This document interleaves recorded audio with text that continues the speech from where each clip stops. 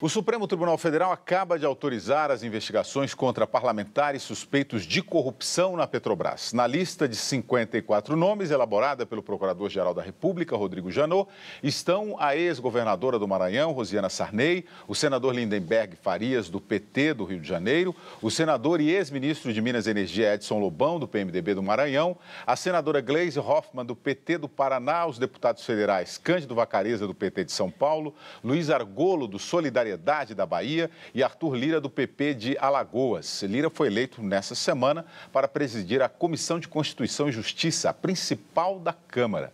E também os presidentes da Câmara, Eduardo Cunha, e do Senado, Renan Calheiros. Antes mesmo da divulgação da lista, Renan Calheiros já havia atacado o Procurador-Geral da República por não ter concedido direito prévio de defesa. Por meio da Advocacia Geral do Senado, o presidente da Casa, Renan Calheiros, protocolou um requerimento de urgência para ter acesso prévio ao pedido de abertura de inquérito. Em nota, Renan afirmou que teve os direitos atropelados pelo Procurador-Geral da República e que essa grave e deliberada omissão subtraiu do presidente do Congresso Nacional, contra a lei, a oportunidade de contestar as inverdades levantadas contra a sua pessoa. Na próxima semana, a Procuradoria-Geral da República deve encaminhar ao Superior Tribunal de Justiça, responsável pelos casos de corrupção envolvendo governadores, pedidos de investigação contra Luiz Fernando Pezão, do Rio de Janeiro, e Tião Viana, do Acre. Ambos são suspeitos de participação no esquema da Petrobras. Em Minas Gerais, durante a entrega de 1.500 moradias do programa Minha Casa Minha Vida, a presidente Dilma Rousseff evitou comentar a lista de Janot, mas defendeu o ajuste fiscal. Várias medidas diferentes serão necessárias. Uma nova trajetória para que nós possamos crescer. Não é que nós iremos querer voltar atrás para algum outro momento. Não, nós queremos melhorar ainda mais o que nós já conquistamos. Roberto Delmanto, boa noite. Boa noite, William. Bom, vimos na reportagem, Rodrigo Janot, ele teria mesmo que pedir ou dar alguma satisfação ao presidente do Senado antes de pedir um inquérito, a abertura de inquérito? Não, não há previsão para isso. Eu chamo isso de jus esperneandi, ou seja, o direito de espernear. Alguma manifestação do presidente do Senado, Renan Calheiros, fazendo contrafogo, digamos assim, a este pedido de instauração de inquérito perante o Supremo Tribunal Federal. Agora, o que chama atenção, William, são duas coisas. A primeira, que desta lista do Procurador-Geral Rodrigo Janot, nós temos uma outra de inquéritos que não foram abertos, ou seja, de pessoas que tiveram a sua investigação arquivada, ou seja, nem iniciada. E este arquivamento em relação a alguns parlamentares deixa mais forte a abertura de inquérito contra os outros. Ou seja, não é que se abriu o inquérito temerariamente. Aqueles que não havia nada, não foi pedida a abertura de inquérito. Ou seja, isto fortalece, ou seja, houve uma separação pela Procuradoria-Geral da República, uma responsabilidade de pedir a abertura de inquérito somente contra aqueles que realmente exista algo, porque simplesmente uma menção de nome gerou o pronto arquivamento. E a outra questão também que chama muita atenção diz com a presidente Dilma. Na mensagem que o Procurador-Geral da República disse ao encaminhar este pedido de investigação, a abertura desses inquéritos, ele salientou que não pediu a abertura de inquérito contra a presidente Dilma porque há uma imunidade constitucional e que o presidente da República, no exercício do seu mandato, não pode ser investigado ou processado por fatos estranhos ao exercício do mandato. Ou seja, diferentemente do que aconteceu com Aécio Neves, em que houve o pedido de arquivamento, com relação a Dilma, ele mencionou essa questão, essa cláusula constitucional de imunidade, ao invés de falar contra Dilma não há nada. Ou seja, ele aqui foi enfático e mandou um recado ao Supremo Tribunal Federal e ao povo brasileiro. Christian Lobão, boa noite. Boa noite. Agora, muito se falou dos vazamentos dessa lista, de alguns nomes dessa lista. Você acha que aí está tendo mesmo um enfrentamento político? Essa lista está sendo usada para isso?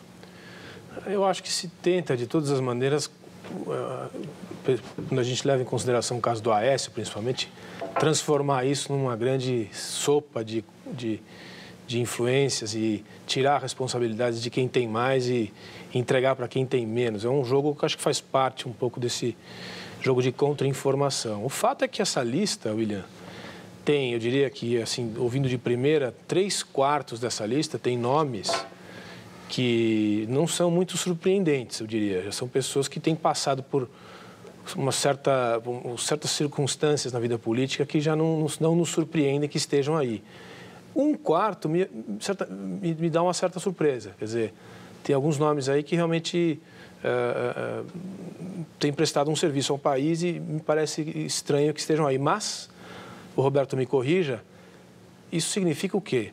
Todos eles são objeto de investigação, por enquanto.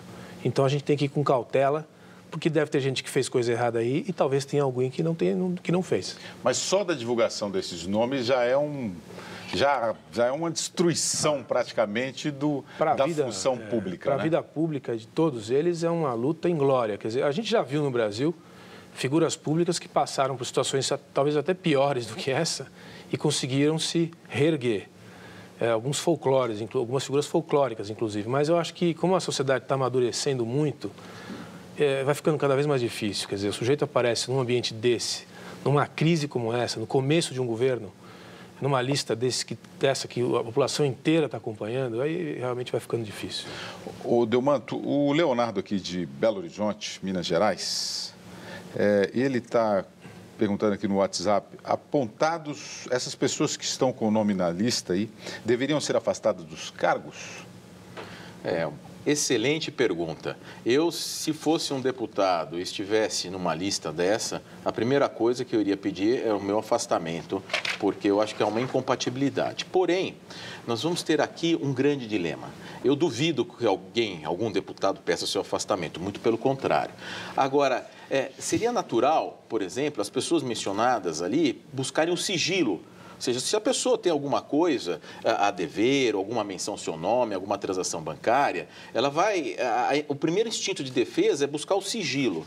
Agora, como são pessoas públicas e como é um caso de interesse público, a tendência é que o Supremo Tribunal Federal torne essas investigações públicas e não sigilosas. Ou seja, a regra no processo penal é a publicidade dos atos. Agora, existe a possibilidade de se decretar sigilo quando haja interesse para a investigação. Muitas vezes é uma investigação que precisa ser sigilosa, só tendo acesso o investigado e seus advogados, ou então por interesse da sociedade. Ou seja, há uma abertura no Código de Processo Penal, no artigo 20, desse possível sigilo. Mas eu acho que nessas alturas do campeonato, decretar-se o sigilo dessas investigações vai gerar maior prejuízo aos investigados do que a sua publicidade. Com a publicidade, eles poderão se defender, inclusive publicamente. Existem nomes, é uma investigação, ninguém aqui é condenado ou culpado, mas politicamente eu reputo esta a maior crise desde a democracia, a crise parlamentar desde o Brasil democrático. Vamos aqui mais alguns nomes da lista aqui que são alvo de inquérito da lista do Rodrigo Janot, pelo PMDB, né? Vamos pelos partidos, que o PP tem vários parlamentares e políticos envolvidos que pediram a abertura de inquérito. PMDB, senador Renan Calheiros, né, que já citamos aqui, o presidente do Senado, senador Romero Jucá, senador Edson Lobão, senador Valdir Raupp, deputado Eduardo Cunha, presidente da Câmara, deputado José Anibon Gomes, a ex-governadora Rosiana Sarney. No PT tem a senadora Gleisi Hoffmann, o senador Humberto Costa, senador Lindenberg Farias, deputado José Mentor, deputado Vander Loubet e ex-deputado Cândido Vacarez. O PSDB aparece aqui o senador Antônio Anastasia e do PTB, senador Fernando Collor. Vale ressaltar que todos pediram, o Rodrigo Janot pediu a abertura do inquérito, não é isso? É isso, Roberto. Perfeito, William. É uma investigação. Evidentemente que para um procurador-geral da República pedir uma abertura de investigação perante o Supremo Tribunal Federal, não é com base em vento, não é com base em uma simples palavra. Eu estou curiosíssimo para ver o teor desses inquéritos, porque deve haver alguma coisa a mais. Senão, seria algo temerário e eu não acredito que o nosso procurador-geral da República, em caso dessa repercussão, agisse de forma temerária, muito pelo contrário. Agora, uma figura metafórica, William, é como se são tantos os nomes que parece um strike, né? Tem um jogo de boliche e vão se derrubando assim, aqueles pinos todos, os deputados, senadores, é algo assustador. E nós ficamos, né, com essa questão da credibilidade, inclusive, que foi mencionada aqui, da questão do ministro da Economia, o Levi, me lembra um pouco a época do Meirelles, como nós chegamos a depender de um homem só, quase. Né? Hoje o Brasil, a credibilidade do Brasil reside na possibilidade do ministro Levi concretizar aquela economia de 1,2% do PIB, a questão desse ajuste fiscal que o Renan Calheiros fez um favor de dificultar, porque quando ele devolveu a medida provisória, isso abalou esta possibilidade de plena concretização desses instrumentos do Levi, depois precisa controlar a inflação e controlar o câmbio. Ou seja, são esses três pilares: ajuste fiscal, controle da inflação e controle do câmbio. Isso que trará credibilidade ao país para voltar aos eixos. Mas como nós chegamos a uma situação delicada, depender de uma pessoa, quer dizer, olha que situação. Lobauer, tem algo que eu queria destacar aqui para você, os opostos que aparecem nessa lista. Você lembra o senador Lindenberg Faria? Foi quem liderou os movimentos Cara Pintada, que derrubou Fernando Collor de Mello. Os dois estão nesta lista. É uma dessas ironias da história, né? Vamos considerar, de novo, que todos são objeto de investigação, mas considerando que tornarão-se réus, é uma ironia realmente, e é uma situação quase dramática. Você pensar, eu vivi em 91 e 92 o Collor, e o movimento de impeachment, e estava lá o Lindbergh como líder da União Nacional dos Estudantes, tá certo? Você vê essas duas figuras juntas, numa circunstância como essa, realmente é de se ficar abalado. Agora, o que mais também me surpreende, seguindo um pouco o raciocínio do Roberto, é que você já citou aí mais de 10% do Senado, né? Você imagina, nós estamos falando de uma quantidade de pessoas que têm uma função pública, um poder e uma importância no desenho das instituições. 10% do Senado está numa situação constrangedora como essa, algumas figuras históricas, né? Entre essas duas, o Lindbergh e o Collor, que realmente nos entristece. Vamos voltar aqui à lista. O Enio Torres Granel, Delmanto, está perguntando aqui: é provável que tenha mais nomes, porém, que não foram aceitos pelo Procurador-Geral da República? Não, aqui nós... E nem divulgados nessa lista? Não. Eu não acredito nisto, porque é um caso de tamanha importância, tamanha repercussão, e o Procurador-Geral da República jamais faria isto. Ou seja, todos os nomes, quero crer que isso jamais pudesse acontecer, essa indagação do nosso telespectador. Na minha ótica, pelo que vem desempenhando o Procurador-Geral da República, todos os nomes ali estão mencionados. Agora, eu gostaria de salientar o seguinte: é um pedido de investigação. Quer dizer, não necessariamente todos esses personagens vão virar réus no processo criminal perante a Suprema Corte. Quer dizer, é uma investigação que vai colher dados para quem? Para o próprio Procurador-Geral da República, que daqui 6 meses, 4 meses, poderá oferecer uma denúncia criminal perante o Supremo Tribunal Federal contra estes personagens. Ou seja, nós estamos numa fase de investigação que é voltada ao Ministério Público e nós teremos uma grande agonia esse ano, Christian.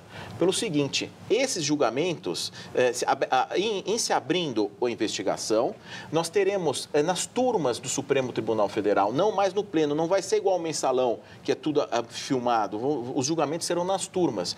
E isso vai gerar uma grande agonia para a população em saber quem é investigado e restará inocentado de plano ou quem é investigado e restará processado criminalmente perante o Supremo, e isso demorará uns 4, 5 meses. E nós vamos vivenciar todo esse tempo nesse transtorno político aí a conta-gotas. Mas que provoca um desgaste político enorme, provoca.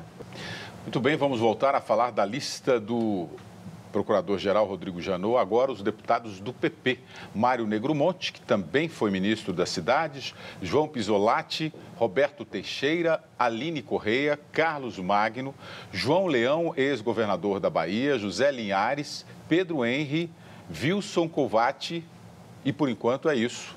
Viu, Lobauer? O PP é um partido que tem tido uma trajetória bem complicada, né? Tem, evidentemente, alguns expoentes, gente interessante, gente que fez um bom trabalho e faz um bom trabalho, mas o PP é um partido que já tem uma trajetória bem ruim. Então, inclusive o Pedro Henrique, apontado aí, condenado mensalão. Né? Mensalão, não, e tem outros nomes, é melhor não ficar citando um a um, mas tem outros nomes que passaram por outras situações bem constrangedoras já. Acho que talvez seja esse um momento de concluir, encerrar uma época, né? Encerrar uma geração de homens públicos, porque realmente ninguém aguenta mais. Bom, Lobauer, vamos voltar aqui às questões do Brasil, que são muitas. O Mauro Vieira Sena aqui pelo Twitter. Duvido que os presidentes da Câmara e do Senado serão cassados. Há uma certa desconfiança da população em relação à punição dessas pessoas que tiveram aí os seus pedidos de inquérito aberto. O que você acha disso? Eu acho que a população tem razão. Eu acho que a gente tem sempre que desconfiar, porque a gente vem vivendo um processo de aperfeiçoamento das instituições. Vamos considerar nos últimos 35 anos, todo o processo de democratização, fortalecimento das instituições, etc., mas vários momentos que se esperavam decisões mais incisivas, a gente teve a chamada pizza, né? Eu acho que cada vez mais difícil, William, que a gente viva situações quase vergonhosas de impunidade. Eu acho que está ficando bem mais complicado, mas leva tempo. Tem um processo ainda para acontecer que é longo. As pessoas têm que entender que a justiça é complexa. Tá aí o Roberto pode detalhar todos esses caminhos aí, as chicanes que existem na justiça brasileira. A gente viu o caso do mensalão, é um caso que despertou muita vontade de mudança e no final deu um certo também gosto amargo. Eu acho que ele tem razão. Agora, se você olha no longo prazo, a gente não está indo mal. A gente está indo no caminho, daqui 40 anos vai estar melhor. Eu gostaria que fosse menos, porque eu não vou mais estar aqui.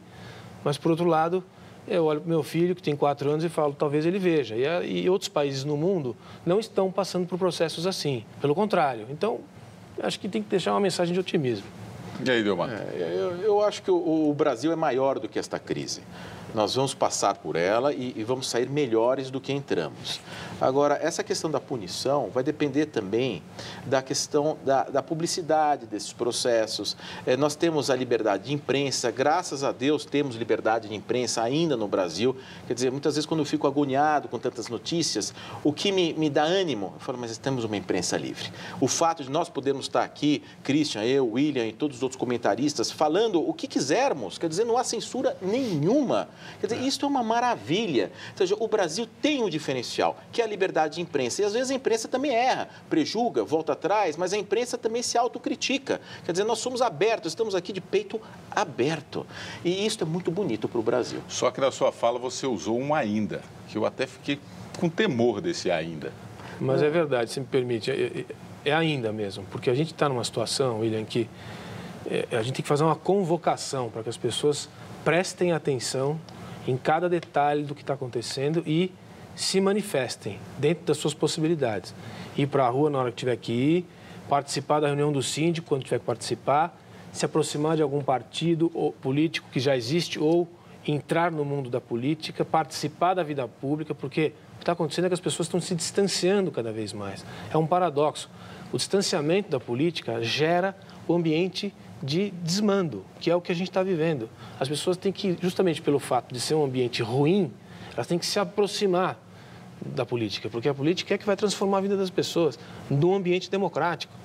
A gente tem que fazer esse apelo para as pessoas, para os telespectadores, para os estudantes, para as pessoas que estão trabalhando, porque elas estão muito preocupadas com a própria vida, e tem razão de ser assim, mas a política está ficando ao largo e o resultado tem sido um abandono e um enfraquecimento das instituições.